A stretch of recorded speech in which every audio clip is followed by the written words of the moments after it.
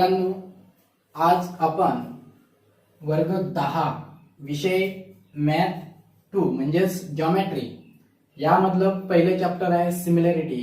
ही similarity आपण समजून घेणार आहे.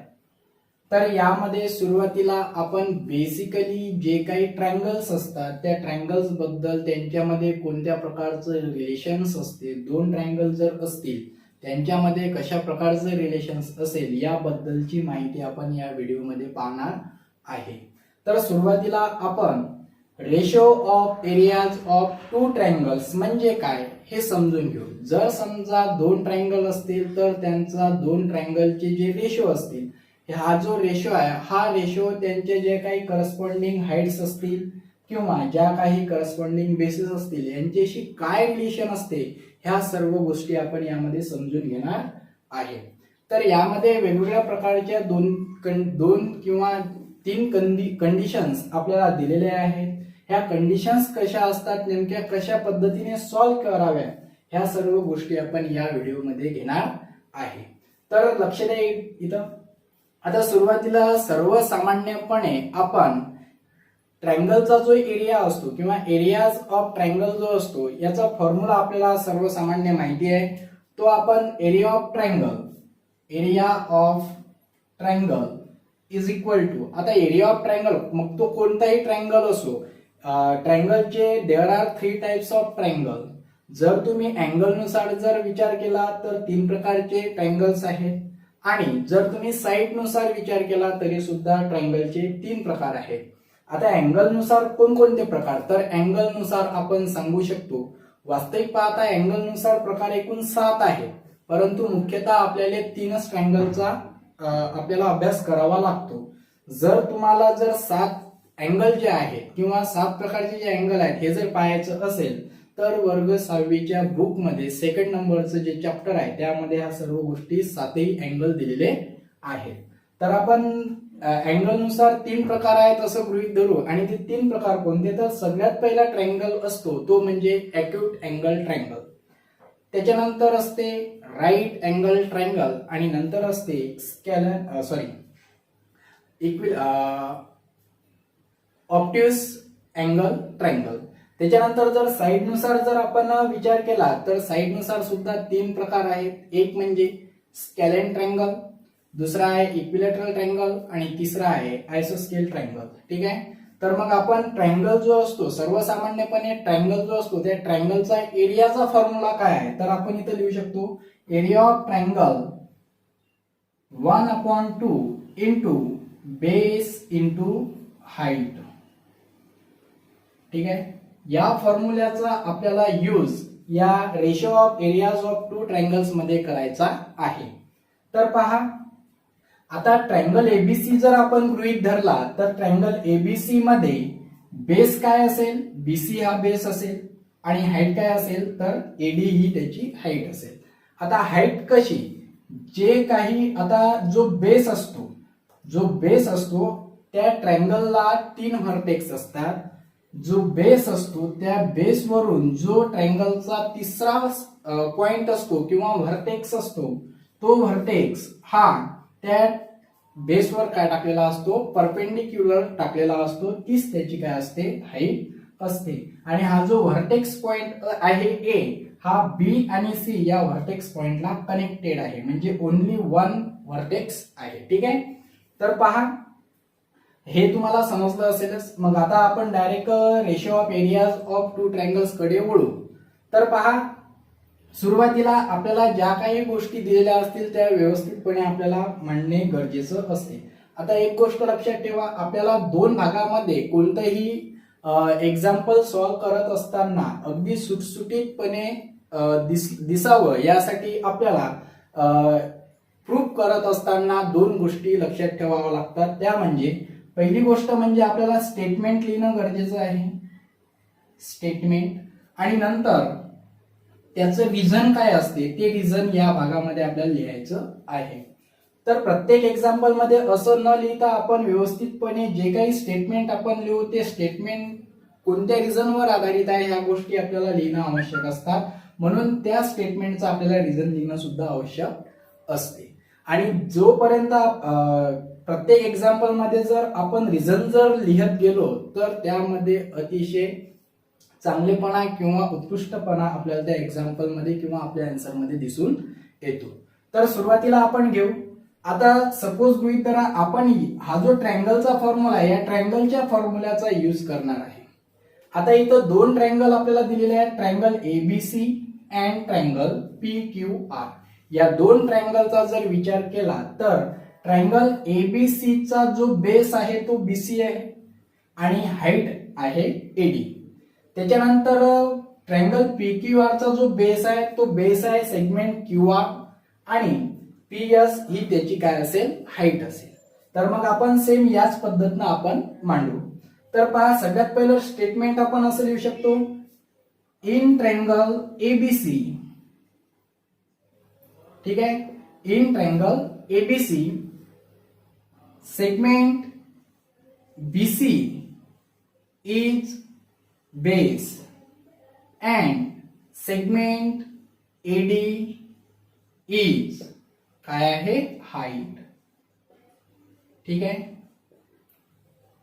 त्याच्यानंतर सेकंड नंबरचं जे आपल्याला ट्रायंगल दिलेलं आहे त्या ट्रायंगल मध्ये आपण असं लिहू शकतो, इन ट्रायंगल पीक्यूआर सेगमेंट. आता पीक्यूआर हा जो ट्रायंगल आहे या पीक्यूआर ट्रायंगल मध्ये जो बेस आहे तो बेस आहे क्यूआर, म्हणून आपण असं लिहू शकतो segment QR is base and segment आणि पीएस ही त्याची काय आहे हाईट आहे, म्हणून आपण असं लिहू शकतो सेगमेंट पीएस इज हाईट.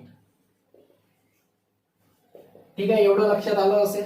मग आता आपल्याला करायचं काय आहे तर ratio of areas of two triangles, ratio of areas of two triangles. तर मग सुरुवातीला आपल्याला हे दोन्ही जे ट्रायंगल आहेत त्यांच्या एरियाचा रेशो आपल्याला लिहायचा आहे, म्हणून आपण लिहू शकतो area of triangle ABC upon area of triangle PQR is equal to. मग आता करायचं एक आहे आपल्याला, जो एरिया ऑफ ट्रायंगल एबीसी आहे आणि एरिया ऑफ ट्रायंगल पीक्यूआर आहे यांचा रेशो आपण मांडलेला आहे. मग आता एरिया ऑफ ट्रायंगलचा फॉर्म्युला आपण लिहिलेला आहे की 1/2 इंटू बेस इंटू हाईट हा कोणत्याही ट्रायंगलचा एरियाचा फॉर्म्युला आहे, म्हणून आपण एरिया ऑफ ट्रायंगल एबीसी या फॉर्म्युल्याच्या स्वरूपात कशा पद्धतीने लिहू शकतो तर ते आपण असं लिहू शकतो 1/2 इंटू. आता ट्रायंगल एबीसी चा बेस कोणता आहे तर बीसी आहे, म्हणून इथं लिहू शकतो आपण बीसी इंटू आणि हाईट काय आहे एडी, म्हणून लिहू शकतो आपण इथं एडी अपॉन. आता ट्रायंगल पीक्यूआर चा बेस क्यूआर आहे आणि पीएस ही काय त्याची हाईट आहे, म्हणून आपण इथं सुद्धा लिहू शकतो 1/2 इंटू बेस आहे क्यूआर आणि हाईट आहे पीएस. ठीक आहे. मग सपोज जर आपण इथं 1/2 आणि 1/2 जर कॅन्सल केले तर आपल्याला हा रेशो मिळेल area of triangle ABC, area of triangle ABC upon area of triangle PQR is equal to. आता BC into AD, BC into AD upon QR into PS. म्हणजे ह्या ज्या काही गोष्टी आपल्याला दिलेल्या आहेत या गोष्टीकडेच आपल्याला लक्ष द्यायचं आहे. यावरून आता आपल्याला असं म्हणता येते की if the ratio of areas of two triangles are equal, the ratio of areas of two triangles are equal, sorry, the ratio of areas of two triangles is equal to the ratio of products of their corresponding heights and its bases. ठीक आहे. यावरून आपल्याला असं म्हणता येते की जर समजा दोन ट्रायंगलच्या एरियाचा रेशो हा त्या दोन ट्रायंगलच्या एरियाचा रेशोचा जे काही बेस आणि हाईट आहे यांच्या गुणाकारा एवढाच असतो. म्हणजेच आपल्याला असं म्हणता येईल की the ratio of areas of two triangles is equal to the product of their ratios of their bases and corresponding heights. ठीक आहे, या सर्व गोष्टी आपल्याला ही आहे पहिलं स्टेटमेंट आपलं. आता हे जे पहिलं स्टेटमेंट आहे हे पहिलं स्टेटमेंट अत्यंत महत्वाचं आहे. यावरच आधारित आपल्याला सेकंड नंबरचं स्टेटमेंट आणि थर्ड नंबरचं स्टेटमेंट हे आपल्याला घ्यायचं आहे आणि 4 नंबरचं स्टेटमेंट सुद्धा आहे. तर ह्या सर्व जोपर्यंत आपण ह्या सर्व गोष्टी समजून घेणार नाही तोपर्यंत आपल्याला सिमिलॅरिटी हे चॅप्टर समजणार नाही. म्हणून तुम्ही याकडे अत्यंत काळजीपूर्वक लक्ष दिलं पाहिजे. ठीक आहे,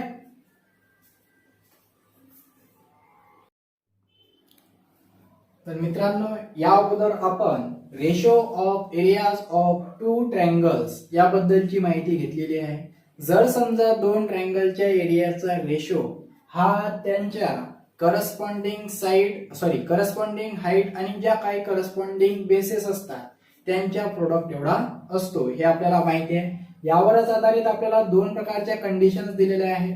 जर समजा त्या दोन ट्रायंगलची हाईट इक्वल असेल किंवा मग त्यांचा जो बेस असेल तो कॉमन असेल, बरोबर आहे, तर अशा वेळेस त्या दोन ट्रायंगलच्या एरियाचा रेशो हा त्यांच्या करस्पॉन्डिंग एकतर हाईटशी इक्वल असेल किंवा मग रेशो ऑफ करस्पॉन्डिंग हाईटशी इक्वल असेल किंवा मग रेशो ऑफ करस्पॉन्डिंग बेसिसशी इक्वल असेल. ह्या दोन गोष्टी आपल्याला शिकायच्या आहेत.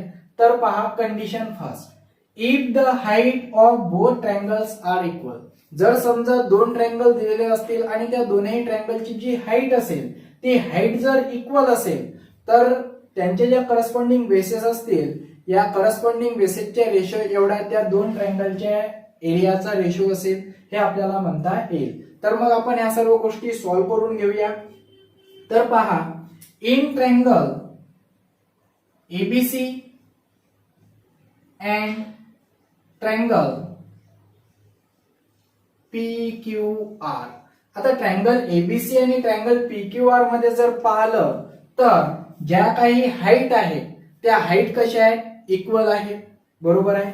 म्हणून आपण लिहू शकतो इथं height of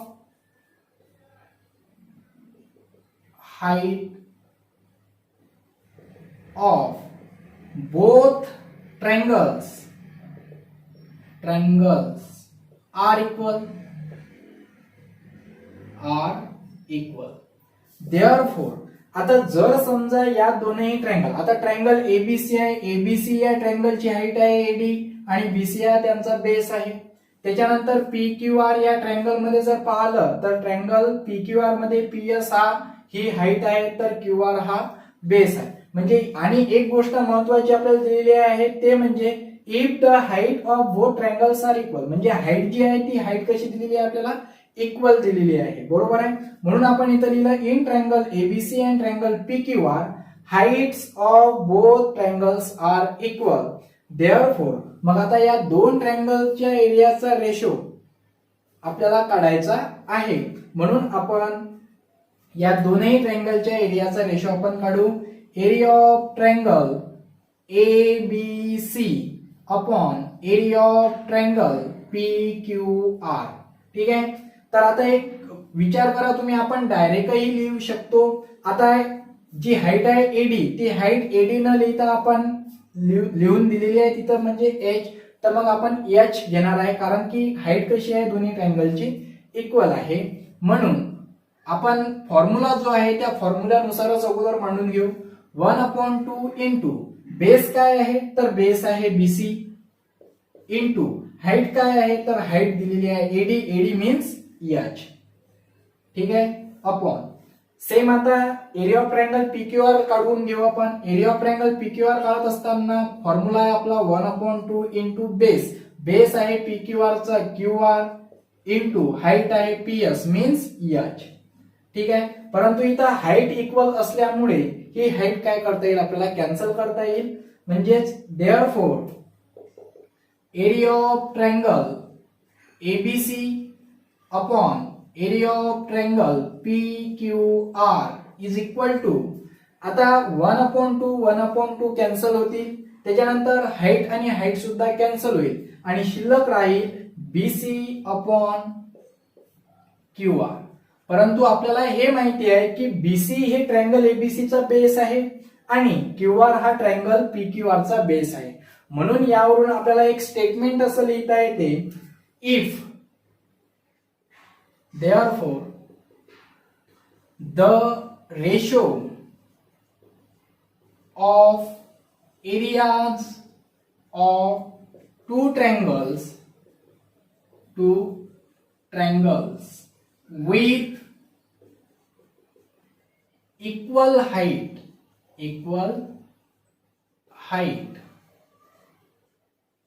to the is equal to the ratio of their corresponding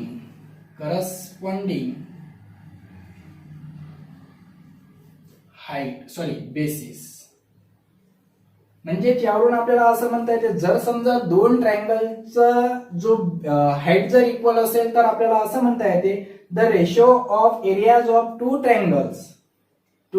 triangles with equal height. जर समजा दोन ट्रायंगल असतील त्यांची हाईट जर इक्वल असेल तर त्या दोन ट्रायंगलच्या एरियाचा रेशो हा त्यांच्या करस्पॉन्डिंग ज्या काही बेसिस आहेत त्यांच्या रेशोशी इक्वल असतात किंवा त्यांच्या रेशो एवढा असतो. ठीक आहे, हे स्टेटमेंट तुम्हाला समजलं असेल किंवा ही जी कंडिशन आहे ही कंडिशन सुद्धा तुम्हाला समजली असेल. लगेच आपण सेकंड नंबरची कंडिशन घेणार आहे. आता सेकंड नंबरची कंडिशन कोणती आहे, if the bases of both triangles are equal. जर समजा दोन ट्रायंगल्स असतील, त्या दोन ट्रायंगलचे जर बेसेस कॉमन असतील किंवा बेसेस इक्वल असतील तर त्या दोन ट्रायंगलचा रेशो हा कशाशी इक्वल असेल ही गोष्ट आपल्याला माहित करून घेणं गरजेचं आहे. म्हणून आपण सुरुवातीला सेम याच पद्धतीने आपण लिहू. तर पहा, सुरुवातीला इथं दोन ट्रायंगल दिलेले आहेत, एक म्हणजे CAB अँड PAB, हे दोन ट्रायंगल आहेत. आता ट्रायंगल CAB चा जो बेस आहे तो AB आहे आणि CD ही त्याची हाईट आहे. त्याच्यानंतर PAB चा जो बेस आहे तो AB आहे आणि हाईट PQ आहे. ठीक आहे, तर मग आपण लिहून घेऊ इथं, in triangle CAB and triangle PAB. ठीक आहे, आता आपल्याला दिलेला आहे इथं आपण एक गोष्ट लिहू शकतो. इथं ज्या पद्धतीने आपण इथं लिहिला heights of both triangles are equal, इथं सुद्धा लिहू शकतो, परंतु इथं न लिहिता आपण तरी सॉल्व्ह करू शकतो. आता पहा, देअरफॉर आता दोन ट्रायंगलच्या एरियाचा रेशो आपल्याला कसा काढायचा आहे, तर आपण डायरेक्ट लिहू शकतो रेशोच्या स्वरूपात, triangle area of triangle CAB upon area of triangle PAB is equal to, आता पहा 1/2, कारण की एरिया ऑफ ट्रायंगलचा फॉर्म्युला आहे 1/2 इंटू बेस इंटू हाईट. म्हणून एरिया ऑफ ट्रायंगल CAB चा आपल्याला एरिया लिहायचा आहे. म्हणून 1/2 इंटू बेस, CAB चा बेस काय आहे तर AB आहे, इंटू हाईट काय आहे तर CD आहे, मीन्स CD मीन्स H1. ठीक आहे, अपॉन परत एरिया ऑफ ट्रायंगल PAB चा सुद्धा आपल्याला एरिया लिहायचा आहे, म्हणजेच 1/2 इंटू बेस काय आहे AB आहे PAB चा, इंटू आणि हाईट आहे PQ मीन्स H2. ठीक आहे, जर आपण पुढे जर लिहिलं असं triangle therefore area of triangle CAB upon area of triangle PAB is equal to, आता 1/2 आणि 1/2 कॅन्सल होतील कारण की सारखे सारखे कॅन्सल होत असतात. त्याच्यानंतर दोन्ही ट्रायंगलचा जो बेस आहे तो बेस कॉमन आहे, म्हणून आपण एरिया ऑफ AB काय करू शकतो कॅन्सल करू शकतो आणि शिल्लक काय राहते तर शिल्लक राहील H1 upon H2 is equal to, H1 ला आपण CD म्हणू शकतो आणि H2 ला आपण PQ म्हणू शकतो. ठीक आहे, तर यावरून आपल्याला असं म्हणता येते, जर दोन ट्रायंगलच्या एरियाचा रेशो हा जर त्या दोन ट्रायंगलचे जर बेस इक्वल असतील तर त्या दोन ट्रायंगलच्या एरियाचा रेशो हा त्यांच्या करस्पॉन्डिंग हाईटच्या रेशोशी इक्वल असेल किंवा हाईटच्या रेशिओ एवढाच असतो. म्हणून आपण इथं एक स्टेटमेंट असं लिहू शकतो किंवा एक प्रॉपर्टीज आपण लिहू शकतो. The ratio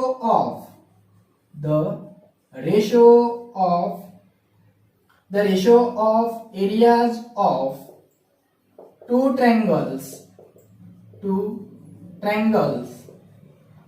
with equal base किंवा मग आपण कॉमन बेस असा लिहिला तरी चालते. Common base is equal to the ratio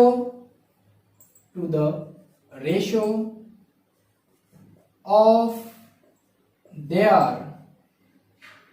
corresponding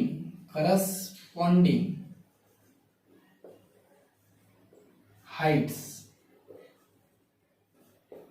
म्हणजे जर समजा दोन ट्रायंगलचा एरियाचा रेशो हा त्यांच्या, जर सपोज बेस जर कॉमन असेल किंवा इक्वल जर असेल तर त्या दोन ट्रायंगलच्या एरियाचा रेशो हा त्यांच्या करस्पॉन्डिंग हाईटच्या रेशो एवढा असतो, असं आपल्याला स्टेटमेंट दिलेलं आहे. हे सुद्धा स्टेटमेंट तुम्ही वारंवार पहा हा व्हिडिओ, म्हणजेच तुम्हाला ratio of areas of two triangles यांच्यामध्ये नेमका काय रिलेशन असते हे व्यवस्थितपणे समजेल. तुम्ही हा संपूर्ण व्हिडिओ डाउनलोड करून घ्या युट्यूब मधून तुमच्या मोबाईलमध्ये, म्हणजेच तुम्हाला प्रत्येक वेळेस ज्या काही गोष्टीच्या अडचणी भासतील त्या या व्हिडिओवरून तुमच्या लक्षात येतील, ratio of areas of two triangles संबंधित. ठीक आहे, तर मग यानंतरची कंडिशन्स आपण लगेच घेणार आहे. तर यानंतर आपण कंडिशन नंबर 3 घेणार आहे. एक मी डायग्राम काढलेली आहे, एक फिगर काढलेली आहे, ज्यामध्ये ABC हा एक ट्रायंगल आहे आणि D हा सेगमेंट BC चा मिड पॉइंट आहे आणि AD ही त्या ट्रायंगलची मीडियन आहे. ठीक आहे, तर यावरूनच आपल्याला कंडिशन नंबर 3 कशी करता येईल तयार, तर पहा. आता आपण ज्या काही गोष्टी दिलेल्या आहेत त्या लिहून घेऊ. In triangle ABC. ठीक आहे, आता इथं आपल्याला दिलेलं आहे D is the mid point. D is the mid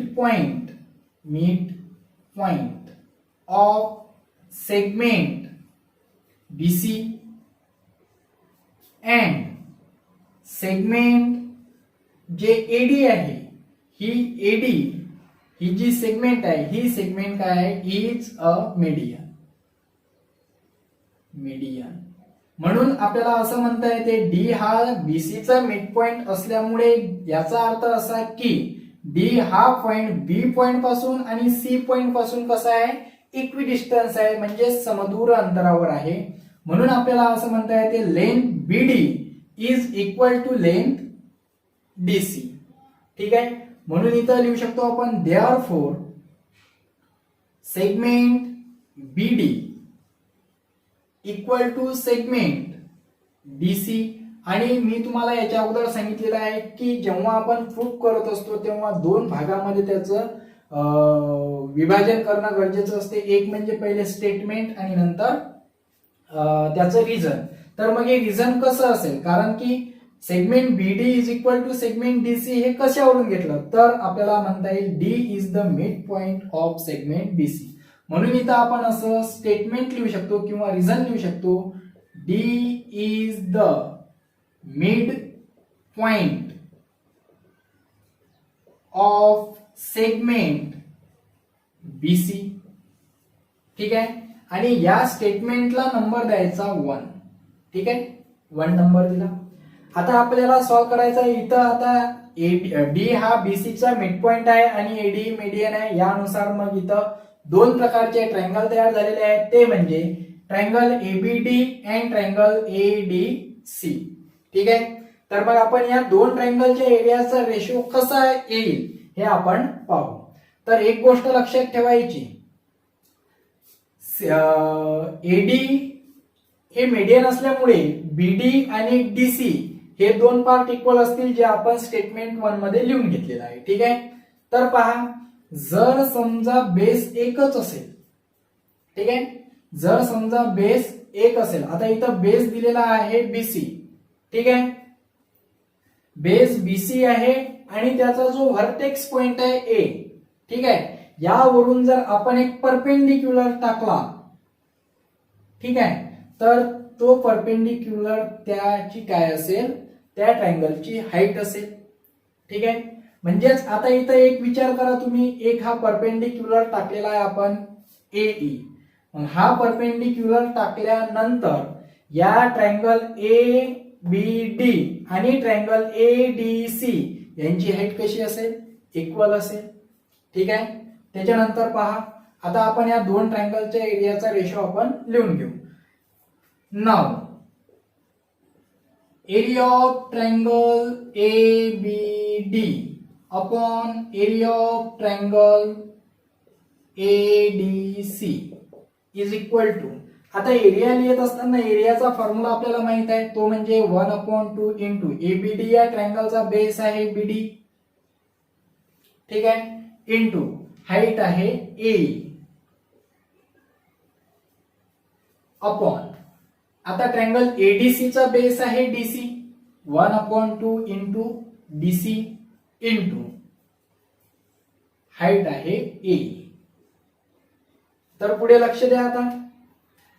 Therefore, area of triangle ABD upon area of triangle ADC is equal to, आता 1/2 कॅन्सल होतील, त्याच्यानंतर एई आणि एई सुद्धा कॅन्सल होतील, कारण की इक्वल हाईटचे दोन ट्रायंगल आहेत म्हणून. आता बीडी ला आपण काय म्हटलेलं आहे, डीसी म्हटलेलं आहे, म्हणून बीडी अपॉन या डीसीच्या ऐवजी आपण स्टेटमेंट 1 वरून ठेवू शकतो बीडीच, कारण की डीसी ला सुद्धा आपण बीडी म्हटलेला आहे आणि बीडी ला डीसी म्हटलेला आहे म्हणून. आता हे असं लिहिल्यानंतर याला आपण रिझन देऊ शकतो. तर हे डीसी ची व्हॅल्यू जी आहे, ही डीसी ची व्हॅल्यू आपण बीडी कशावरून घेतली, तर स्टेटमेंट नंबर 1, फ्रॉम स्टेटमेंट 1 असं रिझन लिहिणं आवश्यक आहे. तर आता पुढे चला. आता जर समजा बीडी आणि बीडी कॅन्सल होईल, म्हणजे 1/1 म्हणजे आन्सर येईल यांचं 1. ठीक आहे.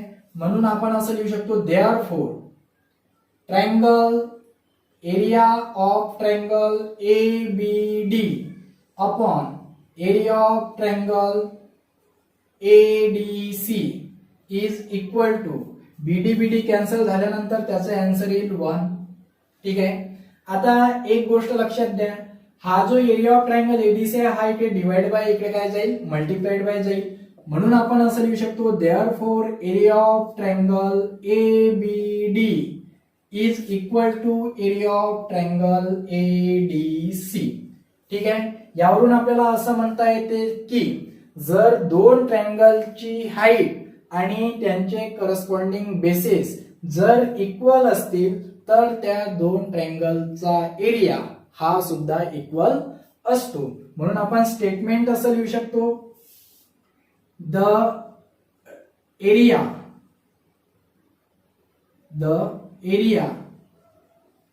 Of two triangles